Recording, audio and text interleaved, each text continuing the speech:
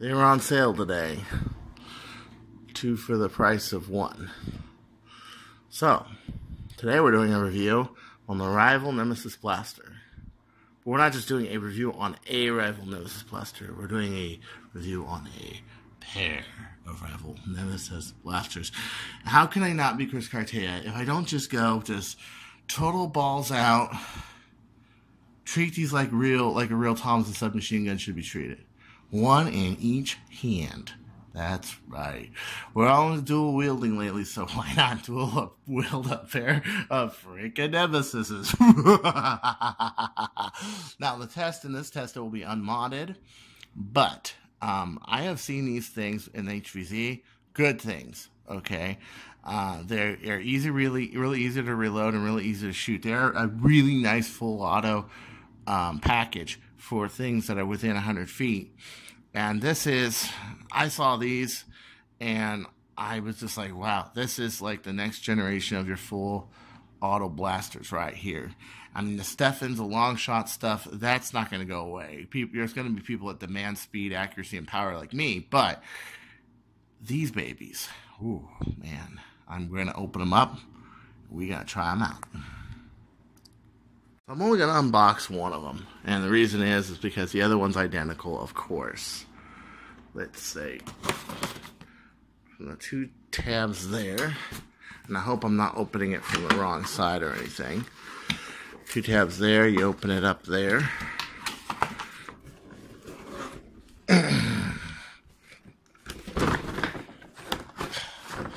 Again, the magic of one-handedness.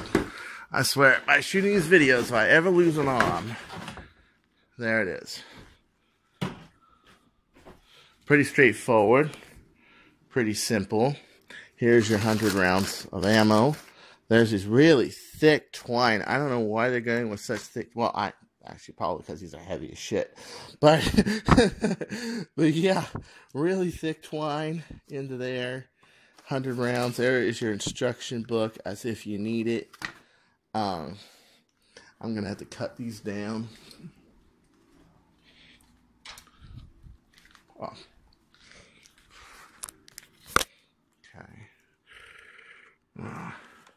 Okay. Complaint number 1. Twine is really thick.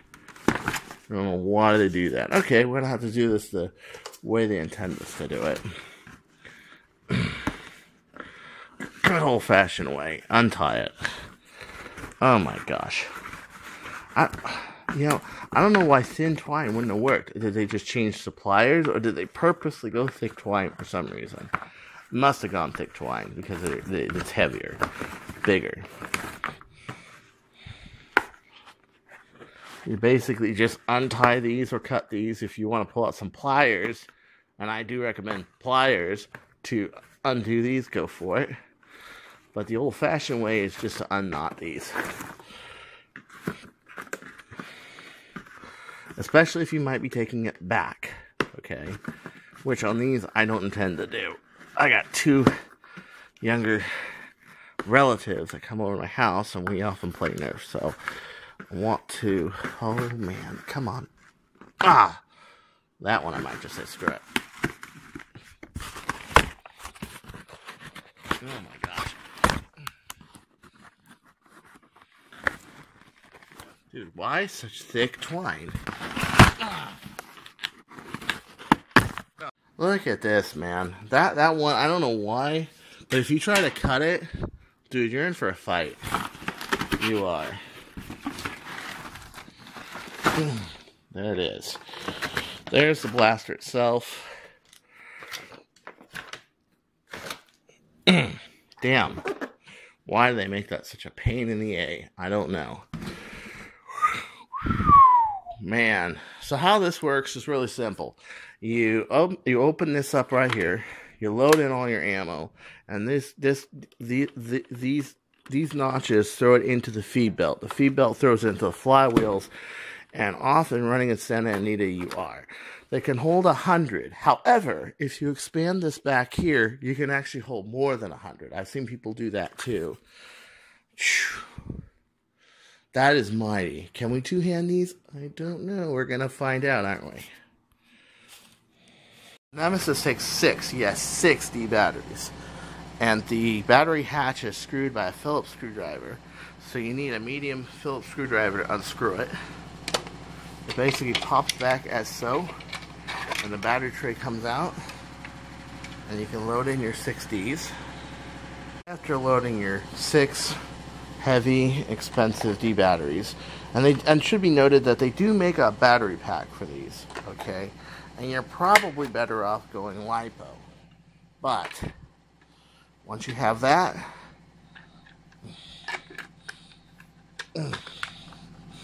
wow, that's a two-hand job. When I'm having a problem with right now is putting this into the grooves and pushing it forward, because you need to apply pressure while doing it. As you can see, I had to put my 2 hands on that, push it in, and screw this in. I highly recommend that you screw this screw in, because this can really pop out during battle, and you don't want to do that. And once you're ready to go, oh yes, it actually sounds pretty smooth. Whoo! That's pretty cool. Let's try that with 2, shall we? I like it. It is actually more front heavy than I thought it was going to be. I thought that the back batteries would give it a little bit more of a balance, but no, it is actually really front heavy. So I highly recommend, if you're going to use a 2-gun rig, you should probably use a sling on these points up here, or on the barrel, probably the barrel, because this is actually the magazine. So basically, I would strap 2 around your neck just to distribute the weight better, so that you can roll with 2 of these at a time. That's the way I would do it. But since you're talking about a guy that can bench 230, we're gonna try it without a sling. That would be me, of course. Okay, so a guy runs after you with 2 of these. How intimidated would you be? Well, with me, if he was within range, yeah, I'd be pretty damn intimidated. Holy shit. Oh, especially if I mod it to shoot a higher rate of fire. Yeah, that's going to be crazy. So, yeah, I bought 2. I bought 2 to go to Rifle Wars and pretty much kill everybody. That's right. Well, let's shoot some stuff, shall we? Nothing more fun than having 2 full autos and just going and shooting some shit. You gotta be some kind of crazy to carry 2 of these around.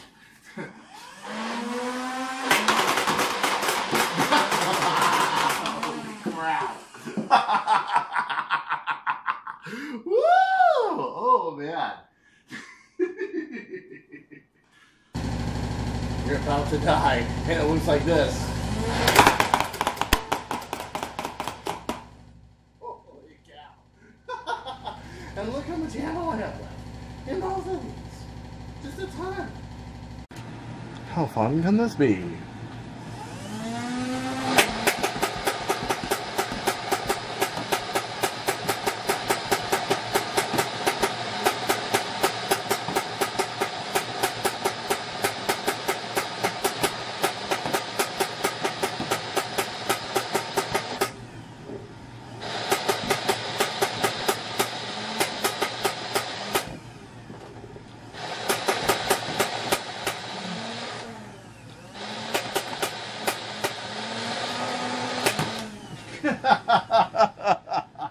It feels kind of like a popcorn hopper, don't it? Yeah, it does. Okay, one thing, if you're always aiming up, and a lot of people do because they arch their shots, know that the balls are going to end up gravitating towards here. So every once in a while, you got to shake them forward. You got to treat it a little differently than a magazine fed. But even a magazine fed has the disadvantages of jamming. You got to reload them every round. You have to put them back in your pouches, everything. This thing, you don't need extra mags at all. You don't need extra hoppers at all. You don't need extra anything at all. You just keep picking up ammo off the ground, loading it, and here you're done. That's it, you know? And, whew, did you see that? That's a lot of firepower. I mean, even I can appreciate that. I can. Holy crap. The guy with the faggy metallic gold gun made by Ghost Blaster. Sure, you can call it that until you're on the business end of it, and you can't even lob a dart far enough to even reach me. Okay? Even if you were to arch these, for example, you couldn't reach how far I can go with that. Okay? Again, it's my philosophy of smaller, smoother, more effective designs. And although single shot hasn't caught on, and single shot may never catch on, simply because it's a niche field, okay? People that shoot sniper are people that are real precise with their darts, are real precise with their shot placements, are really strategic with their positioning, not camping, positioning, and you're always positioning yourself in a war. I would say you're changing positions in each battle at least 3 or 4 times, if not 5 or 10 times, okay? So it's let's put things in perspective. You don't have a magazine, you don't have motors, you don't have batteries, you don't need any of that. It's very simple. Well, this is why I like the primary like this. But this is a move to try something new, and well, I can't play with young kids with things like that. So I decided, they're on sale. Let's buy a couple of them. But even when this is considered by many people, including myself, to be atrociously big, okay, these are Frankenstein. These are beyond big. This would be like a Frankenstein, huge guy, big guy, maybe like William Refrigerator Perry or something. But these would be like T-Rexes to me. I mean, wow. So my point is, dude, they gotta do something about the size of these. They're just so big. I know kids like big bad blasters, that sort of thing, but even for a 14-year-old, they would consider this huge. Now, I went to a war in Riverside, and there was this little kid shooting a blue one of these, and he did great. He did fine. He was a very good player, actually. But let's face it, Hasbro is just too much into size and too little into delivery. And I really think they got to go with more size-effective stuff. We got the Judge. Oh, God. You guys heard me complain about the Judge. It's craziness. But let me just tell you. Firing 2 of these, 1 in each hand. Oh, my God. Is it fun. Do the world a favor. Recycle.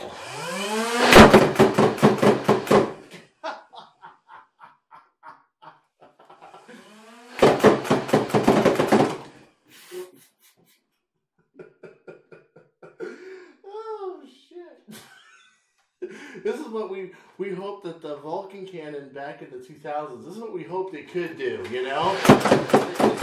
It just couldn't do it. It didn't have the power, it didn't have the range, it didn't feed worth a crap, and it was limited to 25 rounds, which, even though a lot of us chained like 4 of them together, 4 chains together, we just didn't do what we wanted it to do. And now, well, I gotta say, not my cup of tea quite. Except I'm running into a lot of rival wars lately, and I really want to get something that's crazy.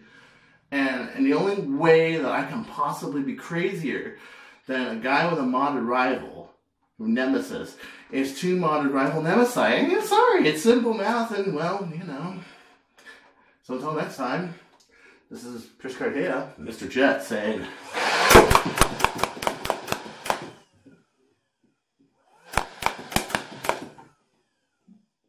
don't you go changing, or I'll find you!